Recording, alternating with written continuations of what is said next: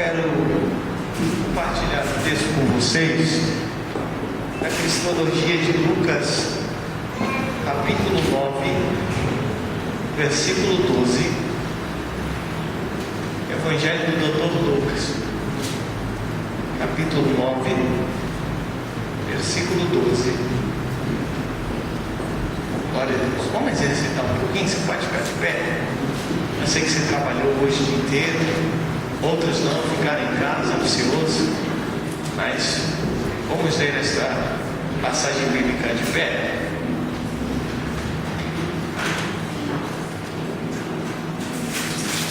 Enquanto você está de pé, eu quero agradecer a Deus por mais uma vez estar aqui. Obrigado, pastor Antônio, ali Elisângela. Deus abençoe vocês, viu? Vocês são muito corajosos em trazer aqui para me ouvir, né? Eu digo que as igrejas que me convidam 1, 2, 3 vezes têm coragem. Glória a Deus. Acho que se baixar um pouquinho o retorno, fica bom, fica? Os irmãos aí atrás estão me ouvindo bem? Capítulo 9, somente a primeira parte do versículo diz assim. A minha versão diz: o dia começava a declinar. Amém? Você pode fechar a sua Bíblia? Não se sente. Pode fechar a Bíblia. Vamos falar esta frase, todos nós juntos. O dia começava a declinar. Pode ficar melhor, não pode? O dia começava a declinar. Agora você pode se sentar adorando a Deus.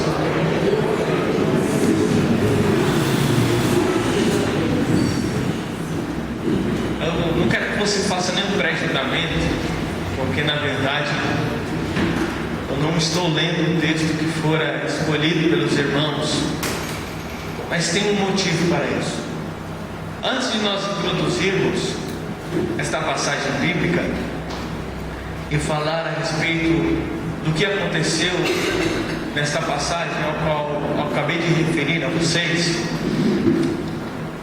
eu quero deixar claro que para se haver um avivamento não existem regras, não existem métodos, não existem projetos humanos. O avivamento na vida de um cristão, na vida de um servo de Deus, de uma serva de Deus, ele está exclusivamente atrelado a Deus e atrelado a você. Existem meios, métodos não, mas meios para que este avivamento tão sonhado pelas igrejas nos últimos dias alcance tanto a mim e alcance a você que está aqui nessa noite ouvindo esta palavra. Certa feita, Moody, que foi um dos grandes príncipes dos pregadores que houve em toda a história, ele diz que o despertamento da igreja tem início quando se acende uma fogueira sobre o púlpito da igreja. Se a igreja ela é incendiada pelo poder de Deus, então isso de alguma maneira reflete aos membros da igreja.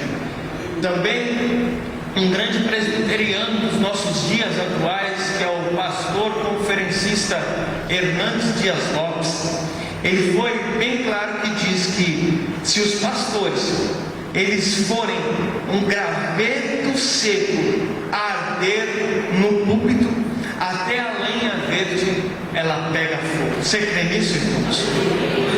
Então, como eu já disse, ratificando só para introduzir, não existem meios, não existem regras, não existem métodos. Isso depende de quem? Depende de Deus e exclusivamente de mim e de você, ratificando o que eu já disse. E é necessário algumas coisas para que esse avivamento tão sonhado aconteça. Eu, pela misericórdia, tenho tido o privilégio de pregar em algumas igrejas. Tem igrejas que não conseguem mais sentir a tão sonhada presença de Deus. Quando falamos em presença de Deus, lógico, isso está atrelado ao avivamento.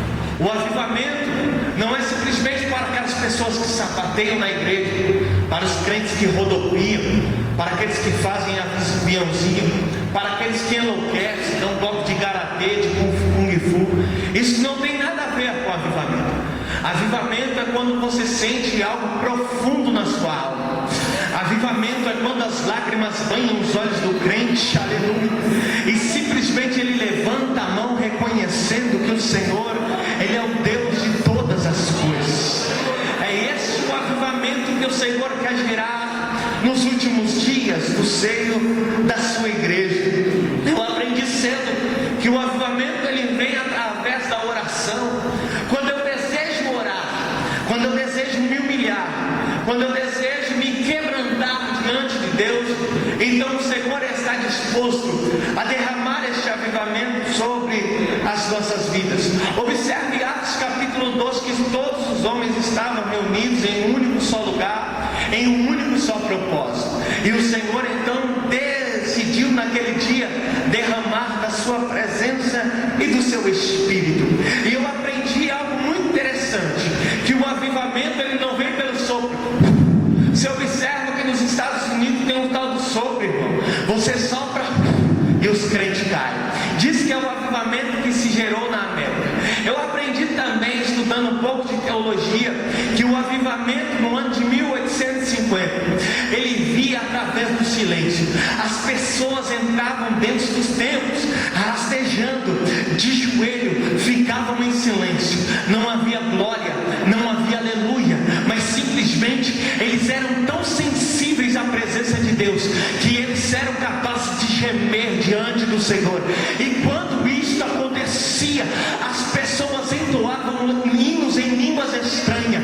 Este foi o tão sonhado avivamento que aconteceu na rua Azusa, nos Estados Unidos. E nós parece que os brasileiros estão muito distantes de assim receber deste avivamento. Eu aprendi também que o avivamento ele vem por intermédio da presença e da palavra de Deus. Eu posso aqui ficar falando meia hora línguas estranhas que você não vai receber avivamento, mas se eu pregar esta palavra de toda a minha alma, entendimento e da parte de Deus, o avivamento que você sonha, ele vai chegar na sua casa, na sua família, e você vai adorar a Deus. E eu introduzo esta mensagem agora. Quem está pronto para receber de Deus aqui, levante a sua mão para adorar. Olha para a pessoa mais bela, mais linda que o Senhor colocou ao seu lado, dê um belo sorriso para ele ou para ela. Mesmo se você for banguelo, sorria para ele, diga assim: o Senhor vai nos avivar por intermédio da sua palavra hoje. Fala para ele.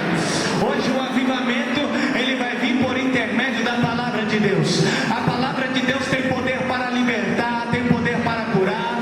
A palavra de Deus ela salva, ela transforma. A palavra de Deus ela renova. A palavra de Deus ela batiza no Espírito Santo. A palavra de Deus ela traz confiança. A palavra de Deus te traz convicção. A palavra de Deus ela te enche da presença dele. A palavra de Deus ela restaura. A palavra de Deus levanta o caído. A palavra de Deus salva o homicida. A palavra de Deus liberta o traficante. A palavra de Deus ela cura. E a palavra de Deus ela prospera. A palavra de Deus ela levanta o caído. E a palavra de Deus ela ainda é fiel. E ela é eficaz. Quem acredita nesta palavra? Então levanta a mão para lá. Manda um pouquinho de retorno, senão não vai dar para me pregar. Já já a voz acaba, irmão. Vai ter que ser no grito mesmo. Segura aí, aperta o cinto agora. Esse texto que eu li para vocês é algo interessantíssimo. Jesus, por mais uma feita, estava reunido com seus discípulos. E nesse episódio, Jesus ele está vivendo duas situações. Primeira situação é que ele tinha enviado uma comitiva dos seus discípulos e lhes dado poder e autoridade para expulsarem demônios. Os discípulos partiram, eles foram, e eles trouxeram um relatório a Jesus, um relatório muito positivo. Por isso que quando a pastora Tânia estava dizendo aqui a respeito de que quando você chegar na sua casa, a notícia é positiva, eu jubilei ali, irmão. Porque o Deus que nós servimos é o único Deus e Ele é o Deus da igreja. E Ele confirmou esta palavra. Os discípulos voltaram cheios de entusiasmo. Jesus ele estava em Cafarnaum. Cafarnaum no hebraico significa consolação. Jesus, ele nasceu em Belém de Judá, como foi profetizado pelos profetas, habitou em um tempo, em um pequeno período, na pequena cidade de Nazaré, mas a sua cidade natal era a cidade de Cafarnaum, lá onde o mestre, ele possivelmente tinha uma casa, onde todas as vezes que ele tinha oportunidade, ele se retirava para lá, para a cidade da consolação, que significa em hebraico Cafarnaum. Lá estava o mestre, ele mandou os seus discípulos e eles trouxeram um relatório vibrante para Jesus. Eu não sei quem é que foi, se foram todos, mas Pedro, Tiago, João, Bartolomeu, Simeão, todos, André, Felipe, todos queriam se encontrar com o mestre para dizer para ele o que eles acabaram de viver. E em contrapartida a esta notícia, a esse relatório, Jesus também recebe um relatório que lhe trouxe muito pesar na sua alma. Foi a morte do seu primo, João Batista, preso na prisão de Maqueros. Lá ele foi decapitado. Arrancaram a cabeça ao decreto de um homem cruel e uma mulher adúltera. Arrancaram, exterminaram com João Batista. E Jesus, segundo Marcos 6, ele ouviu este relatório, que o seu primo tinha acabado de padecer. Então Jesus, ele resolve se retirar da cidade de Cafarnaum e ir para a cidade de Betsaida. A cidade de Betsaida era um pequeno portuário de pesca, onde os homens trocavam as suas mercadorias. E lá o comércio era um comércio muito influente em Betsaida. E todos vocês que apreciam a Bíblia Sagrada sabem que a maioria dos moradores e até mesmo dos discípulos de Jesus, eles viviam da pesca antes de o Senhor fazer com que eles se tornassem pescadores de almas. E as pessoas conheciam muito bem, era a cidade portuária e nativa de alguns discípulos do Senhor Jesus. Então o Senhor decide em seu pequeno bote, em seu pequeno barco, ir para a outra margem do mar, na cidade de Betsaida. Jesus, ele estava também querendo talvez tratar de questões ministeriais com seus discípulos. E a Bíblia vai nos dizer, nos evangelhos sinóticos que comentam esse texto, que Jesus queria descansar, repousar com seus discípulos. Ainda que a Bíblia diz que o Senhor não tinha tempo nem para se alimentar, ou seja, nem para comer, o Senhor tinha tempo. Mas ele resolve entrar no seu bote, no seu barco, com seus discípulos e ir em direção a outra margem. Quando Jesus ele entra no seu pequeno bote, alguns homens começam a observá-lo. Homens estes que possivelmente habitavam em Cafarnaum. E quando eles começam a observar a partida de Jesus para o outro lado, o percurso de Jesus, que era um percurso reto, não era um percurso pelas margens do mar da Galileia ou de Tiberíades, era um percurso, segundo alguns estudiosos, de 6 quilômetros. Jesus iria remar com seus discípulos aproximadamente 6 quilômetros. Já o percurso a pé, por que eu digo o percurso a pé? Porque quando os homens da cidade de Cafarnaum observaram Jesus entrando no bote com seus discípulos, eles tiveram medo de ter a ausência da presença de Jesus. E eu não sei quem é que foi dentre eles que tiveram uma ideia inusitada. Eles olharam na margem do mar, não havia mais barcos. Então eles decidiram ir a pé. Um dos evangelhos que comenta esse mesmo texto diz que eles foram correndo. Jesus estava remando no seu barco e o olho daqueles que estavam beirando a margem do mar estava lá dentro do mar da Galileia, observando a Jesus a remar o seu barquinho.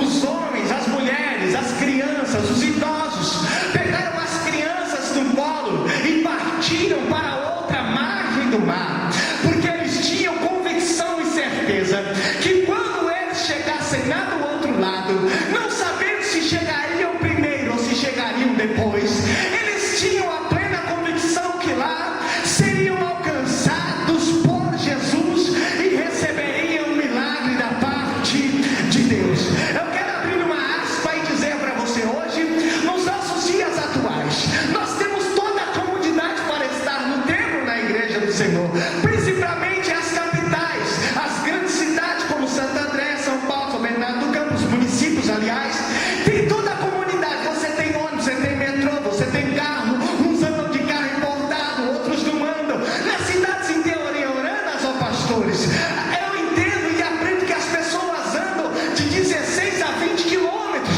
Não tem uma bela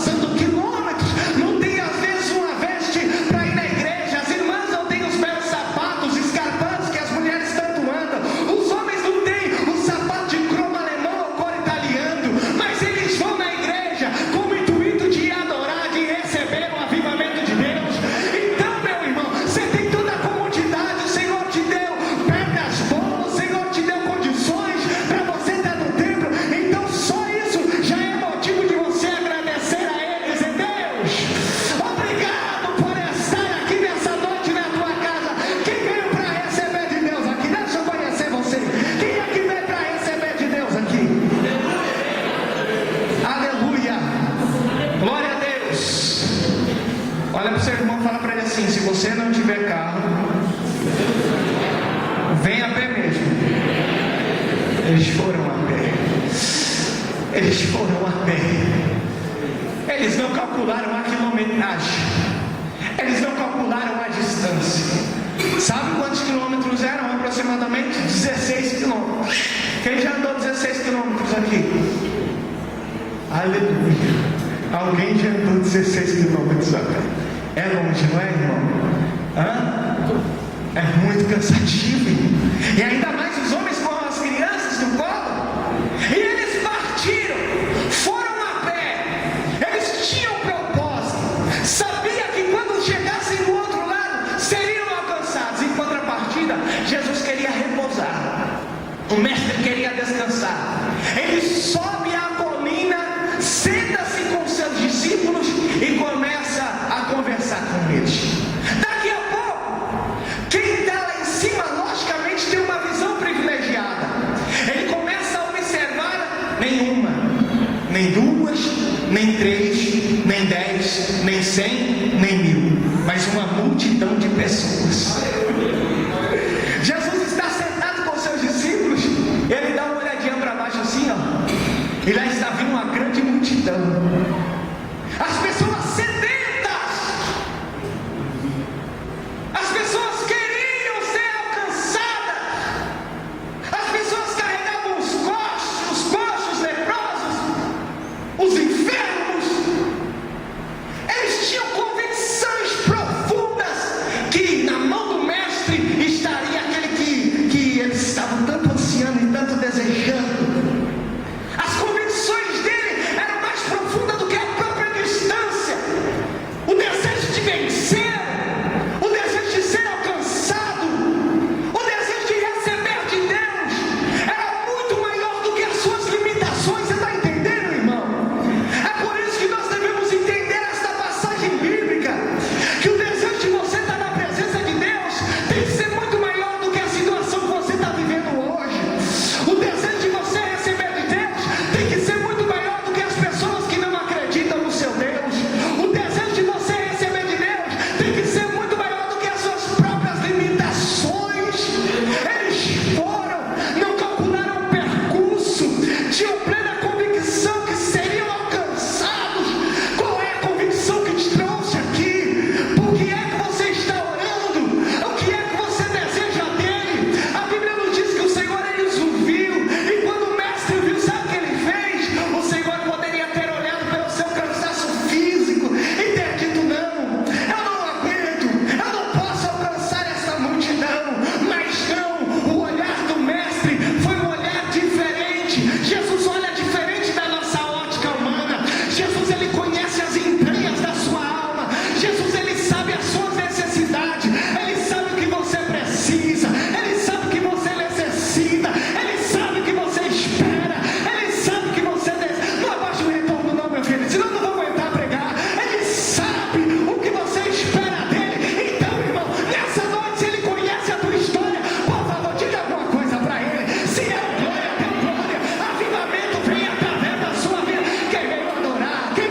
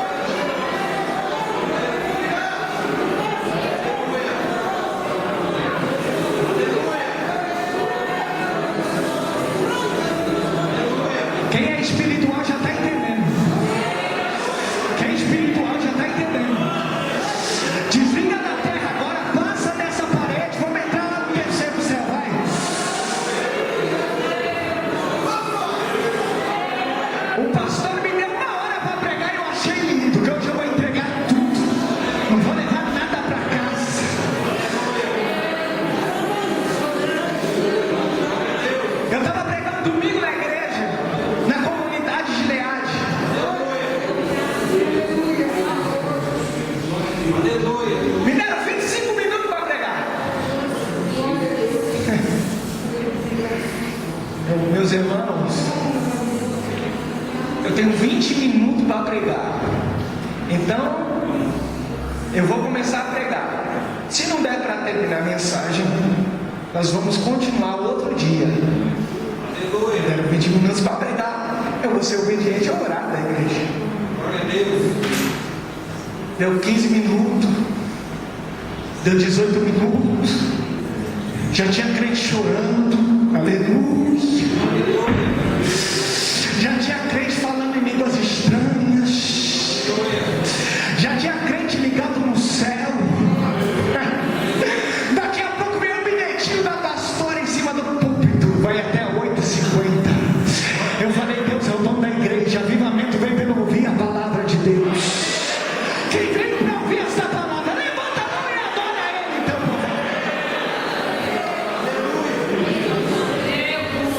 primeira coisa, Jesus olhou para a multidão. E o texto está bem claro, que o mestre os acolheu. O mestre fez o quê? O mestre fez o quê? Acolheu. Quem acolhe Quem acolhe? Obrigado, aleluia. Quem acolhe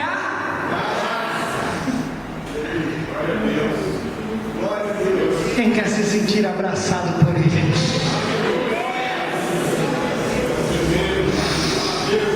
Ele o abraçou. Ele acolheu a multidão. Você já viu o pai abraçando o filho?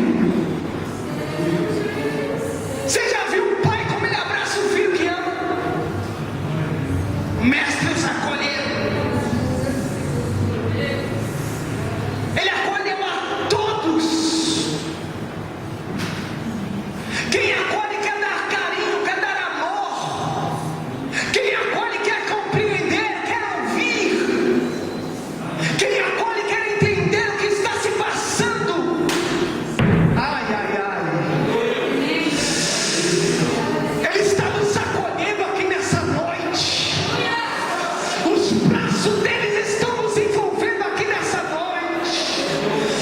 Sabe o que significa Abacuque no original? Abraçado por Deus. Ele está te abraçando. Ele está te acolhendo. E às vezes você espera ser acolhido por tantas pessoas. Sabe naqueles momentos de prova, de luta? Sabe aqueles momentos que você olha para um lado, para o outro, não vê nada, não vê saída? Sabe aquele momento que ninguém leva uma palavra para você, ninguém fala de Deus para você, só ninguém fala. O telefone vai tocar, alguém vai me ligar, vou receber uma palavra. Daqui a pouco a pastora ele liga. E quando Deus usa ela, entrega o rolo e fica tudo certo, mas não toca o trem do telefone. Aí nessa hora vem o pai, aleluia. O crente está orando, ele está chorando. Daqui a pouco ele sente o pai abraçando. Ele sente a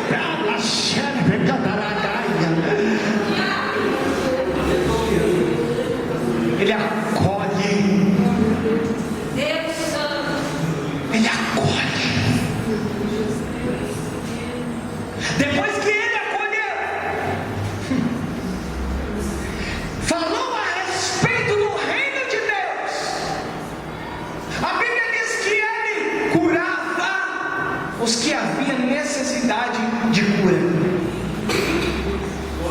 Jesus os abraçou, os acolheu e começou a curá-los. Todos. Sabe quantas pessoas eram aproximadamente? 5.000. Fora mulheres e crianças que foram acolhidas. Tempo, as horas vão se passando. Jesus está falando do reino de Deus. E Jesus está curando os que haviam necessidade de curar. Então, Senhor, qual é a sua necessidade aqui hoje? Quais são as suas necessidades? O que é que você necessita dele? É uma restauração na família, no casamento? O que você está precisando dele? Qual é a necessidade dele? É uma intervenção na sua empresa? Qual a necessidade aqui hoje? Apresente para ele, por favor. Apresente a tua necessidade. Diga a Deus,